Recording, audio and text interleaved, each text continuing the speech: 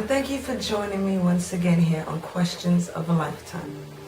I'm your host, Empress PJ, and today in our chair we have Rashida Strober.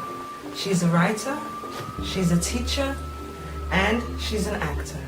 So let us welcome Rashida Strober. Thank you very much. How are you today? I'm doing pretty good, thank you. Cool. Thank you. Now, number one, how do you spell Rashida? It's spelled Rashida. Okay, because I was spelling it with 2 E's and an A, and yeah. Yeah, not a common name. No, it's not, but it's a cool name. I like it. It's good for someone who's going into acting or writing, which you do both. And what's your profession outside of acting? Well, I'm an adjunct instructor at St. Pete College, teaching American National Government, and also a substitute teacher. So, American government. That means you like history. yes, love it. Really? Yep. When did you realize you loved history? Oh, well, my father was a Muslim. He passed away, and he used to let me listen to Louis Farrakhan tapes a lot, and I used to go to the mosque with him, and he always just talk about African American history and the Egyptians and and so that's pretty much How it got ingrained. Yep.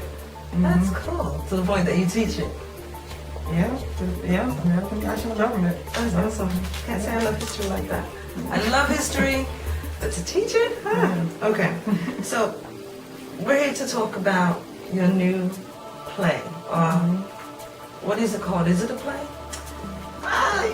You can call it a play. Some people might call it a one-woman show. Yeah, it's all theater, all in the same genre. And how long have you been writing? Oh, probably I started writing in 2005 by accident. By accident? Yeah, by How do you accident. start writing an accident?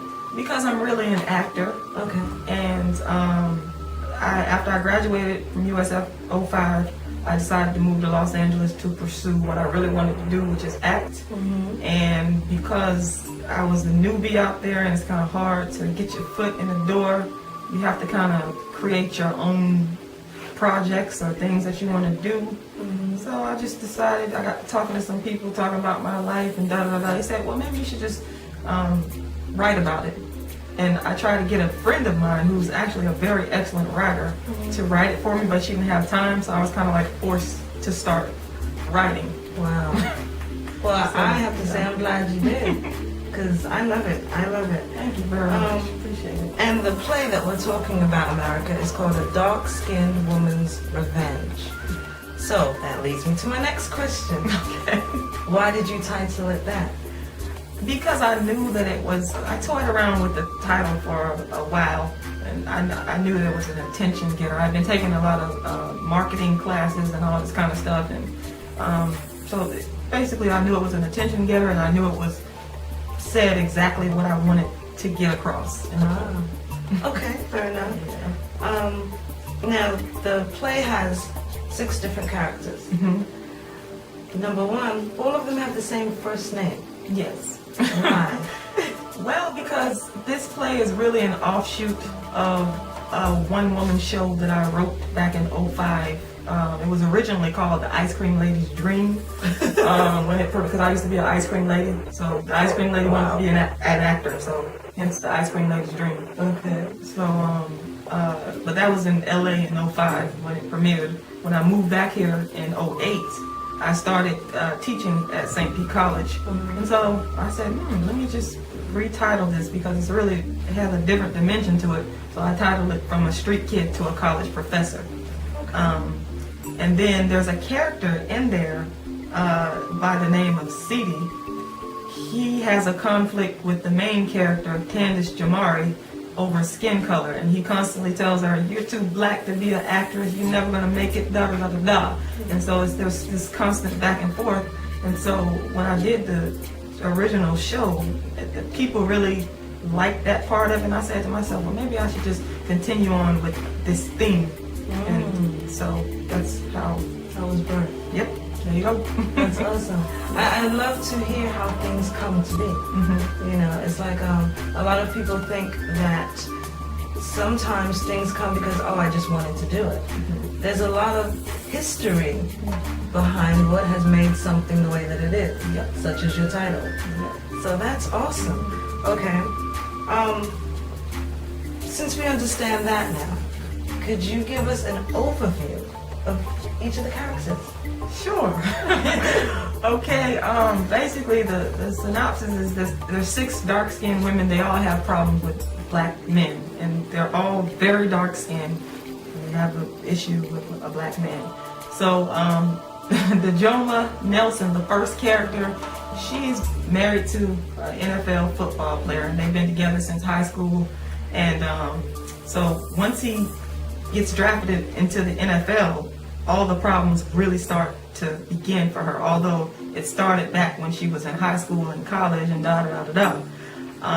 And people think that basically she's not what a wife, an NFL player's wife, should look like, because she's just too black. And plus, people consider her to be loud and ghetto, and so there's this constant conflict going on. And then so she's battling the groupies, which are mostly non-black women, and so it's a struggle there. Wow. With those issues. And then the next character, she is from my husband, by the way, is from Jamaica. Mm-hmm. So I kind of like threw that in there because I thought it was interesting. Her character, she's a Jamaican immigrant, basically. And she comes from an upper middle class family, and she's considered to be not so attractive. She's really thin, short natural hair, talks like quote unquote a white girl, or very proper, very smart, very intellectual. But she's very confident because her family has, given her high self-esteem. And so back in high school, she just couldn't understand why black men didn't like her, because she thought that, hey, I'm Miss It, But she has a rude awakening in high school, and it impacts her entire life. And she's still kind of angry and bitter about it, so she ends up marrying a white guy and basically hating and detesting black men. Wow. So that's the next character. And then the next character, she's very huge, tall, fat, 6 feet tall, 300 pounds, very short hair. Wow. But she's what America considers to be this prototype of black women who don't have husbands. They're very well educated. They work very, very hard. But the only thing that's missing in their life is a husband. And so she finally finds a husband after a very, very long time, and dealing with all these other issues in terms of skin color, in terms of weight, etc., etc. So she finds a husband, and she lives this perfect life for like 4 years. And her husband, by the way, is a pastor of a very big church in Houston, Texas, where they're both from. And her life is destroyed. The fairy tale is destroyed when she finds out this. I'm gonna say it. All right. I remember that one. Yep. So that's the next character. This big nasty secret, but you gotta check out the play. That's right. You gotta see it. So the next character is based off of someone I know who's very near and dear to me. I love this person to death. She is slightly, I want to be politically correct here because a lot of people might get offended, but I'm going to say retarded. Slightly retarded. And the reason why she touches me a lot, because I do, as a substitute teacher, work with a lot of mentally challenged kids and that kind of thing. And so this is really kind of to honor her a little bit. This character went through a lot of stuff with family members. She's very, very dark skinned. And she's been basically abused by someone in her family that she's trusted, and they use her mental illness against her. My husband actually liked that character, but that